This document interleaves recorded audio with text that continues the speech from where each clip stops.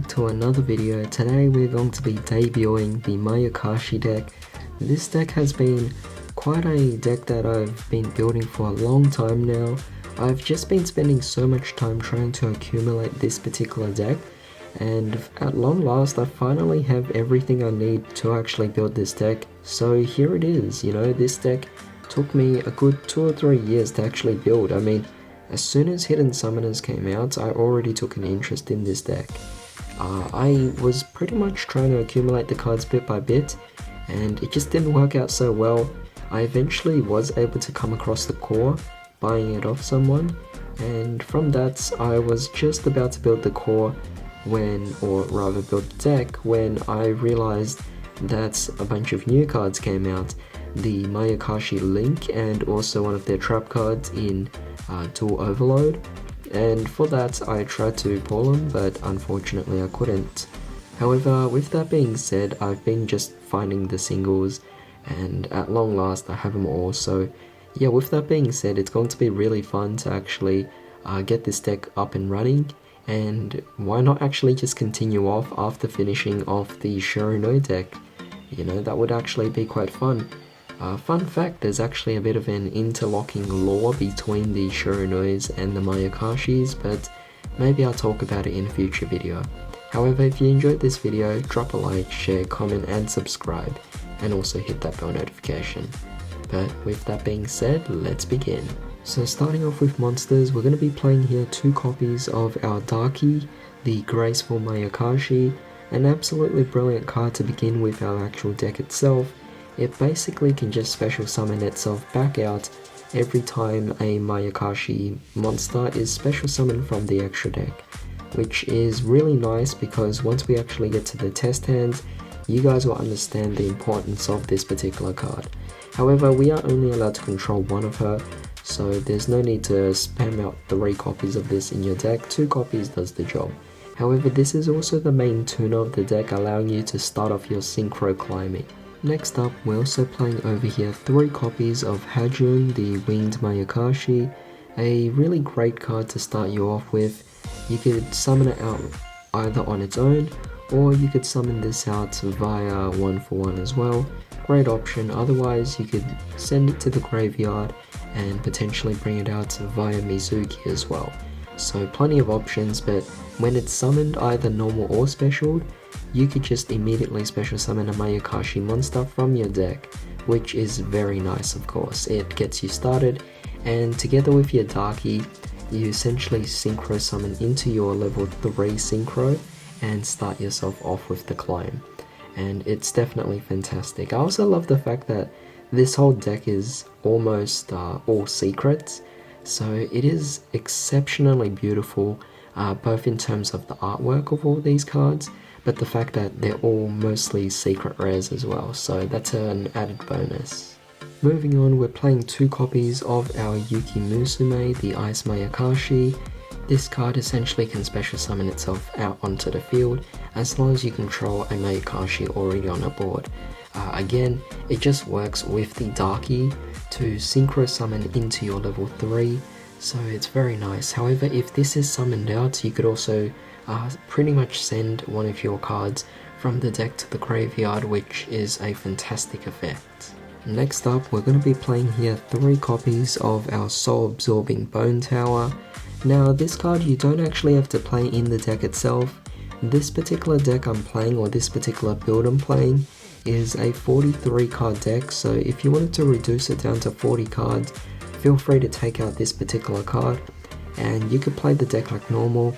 This card is essentially a bonus in the deck, allowing you to mill cards from your opponent's deck, so there is a potential FTK with this, though it's not as easy to pull off as some might think. I have actually done some testing on this, and yeah, it happens in really rare occasions, but even so, it's a fun card. I love to add it in, and it's just fantastic. I mean, every time you special summon, your opponent has to mill 2 cards to the graveyard, so you're essentially just destroying their deck with this particular card. It's fantastic. However, that was pretty much it for the Mayakashi cards. We don't really need to play all of the other cards, they're just not as efficient for the deck itself. However, there is still plenty of generic zombie support that can be played in this particular deck. For example, we have over here our Baladrock, 2 copies. Yes, it actually doesn't clog up the deck whatsoever. It's an amazing secondary boss monster. However, we also have our Necro World Banshee, also a fantastic card to get out Zombie World. And of course, we have our Glow Up Bloom, allowing you to bring out your Baladrock really easily out onto the board. Next up, we're also playing Fraulein, a fantastic card. Sometimes you just need that extra boost to get over a monster, so having Fraulein out on the board is a fantastic card. We are also playing here 3 copies of Unizombie, definitely a crucial card to allow you to start things off in this particular deck. Sometimes you could start off without the Unizombies, however, Unizombies really does help in this particular build. Next up, we're playing 2 copies of Mizuki and 1 copy of Gozuki. Some people actually play 3 copies of Mizuki and 0 copies of Gozuki. I kind of disagree with that. Gozuki can work in certain circumstances. It's best demonstrated in a test hand, so hopefully that does come up tomorrow when I actually do one of the test hands. But with that being said, this is the ratios I'm going with right now, and I'll hopefully be able to demonstrate the importance of it in the test stand videos. Finally, we're going to be mixing in some Shiranuis, which sounds kind of like blasphemy, but hey, you know what, it's fine. Basically, we have our 2 Solitaires, pretty much to get out our Unizombies, and we're playing a Spirit Master just because we could easily get it to the grave and then potentially banish it and gain some potential effects out of that. However, with that being said, that was pretty much it for all of the monsters, so let's move on to the spells. So onto the spells, we're playing here 3 copies of our Mayakashi Return, an absolutely amazing card either to search your deck for your Mayakashi, to add to your hand, or send to the graveyard. Pretty much giving you extra benefits of it. I absolutely love this card. Its flexibility is just really limitless.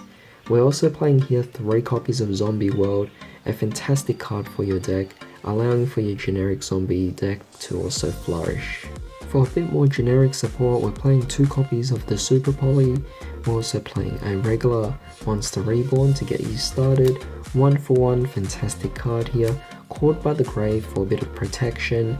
Mind you, if an Ash actually just stops your Hadron or your Unizombies, you're pretty much kind of locked out for the rest of this turn, so Caught by the Grave is really important. Of course, we can't depend on it the entire time, but you just can't deny it. This deck has a lot of vulnerabilities.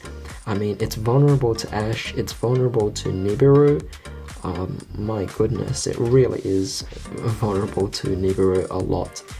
Also, decks like, or decks that utilize D-Fissure or Macrocosmos is also going to hurt this deck a lot, so just by design of this particular deck, you are definitely going to suffer quite a bit of weaknesses, and it kind of prevents this deck from ever becoming meta. But hey, you know what, it's fine. This deck was purely designed for fun, and hopefully we could all get that. But we are finally also playing the 1 copy of Foolish Burial. Fantastic card, works for the deck, gets your cards to the graveyard. Zombies makes sense. For trap cards, we have an interesting lineup of cards. 2 copies of the Swallow Slash. Again, another Shiranui card, but it's really good for any zombie deck to just get rid of more cards your opponent actually has. And of course, it could also just banish off our Spirit Master, which is also a fantastic bonus. But with that being said, we also have 2 Soul Levy as well, kind of like the Bone Tower, but in this case, every time your opponent summons a monster or special summon something, they have to mill 3 cards from their deck. So you're just kind of piling onto your opponent, making it more worse for them. And yes, I know that the graveyard is now a big resource, but decking out is still a very scary thing to happen, and I'm sure your opponent definitely doesn't want to deal with that. So Soul Levy, fantastic, takes away from some resources that they might draw into as well. And finally, I'm playing 2 copies of Rivalry of Warlords. Together with the Zombie World, you are definitely going to be kind of giving yourself a really good circumstance here, a good situation here of obviously preventing your opponent from having too much on the board. So 2 copies though is all we really need, since we already have so many cards out there. But this is essentially it for the trap lineup. Now as for the extra deck, we're going to be playing a really interesting kind of extra deck because of the fact that the majority is filled up by the Mayakashi monsters, so we don't really have too much flexibility to play other cards outside of the realm of just the Mayakashis alone. But nevertheless, we are going to start off here with our Link 4, Yugioh, the Absolute Zero Mayakashi. This card was exceptionally hard to actually find, but I managed to actually get one off my friend Liam, so cheers to you. But with that being said, you only do need 1 copy of this. It's a really nice card to get into if you manage to get into her, but with that being said, 1 copy is more than enough for the actual deck itself. However, I am playing 2 copies of my Yugioh, the Ice Mayakashi, which is the original one. She is also fantastic as well. You'll always get inside her, and it's just a really fantastic card. So due to her having more flexibility than our Link 4, she's played at 2 copies. A bit of genericism, we are playing here the Vampire Sucker. Can't deny it, this card is exceptionally amazing in so many zombie decks, especially any zombie deck that plays Balladrock. Now as for the Mayakashis, we're playing 2 copies here of our Gashidokuro, we're playing 2 copies here of our Yoko, 2 copies of our Tengu, 2 copies of our Tsuchigumo, and 2 copies of our Oboro Guruma. Very nice, of course, because it's level 3, 5, 7, 9, and 11, and basically when each higher one is being destroyed, you get to special summon them back down again. Definitely like climbing up and then climbing down a ladder. Really nice layered different levels of play, so it is really nice there that you'll always have something out on the board. And finally, for super poly targets, 1 copy of our Drago Necro Nether Soul Dragon and 1 copy of our Starving Venom. Just both really fantastic cards. Being with Zombie World, the Drag Necro is much stronger in this deck as well. However, this was pretty much it for today's deck profile, so I do hope you guys have fun with this. Though I will be doing some test hands, so do stay tuned for that. This deck is probably one of the most fun zombie decks I've actually played. So yeah, with that being said, do stay tuned for tomorrow's video. But thanks for joining me today. I hope you all have a wonderful day. I'll see you all next time.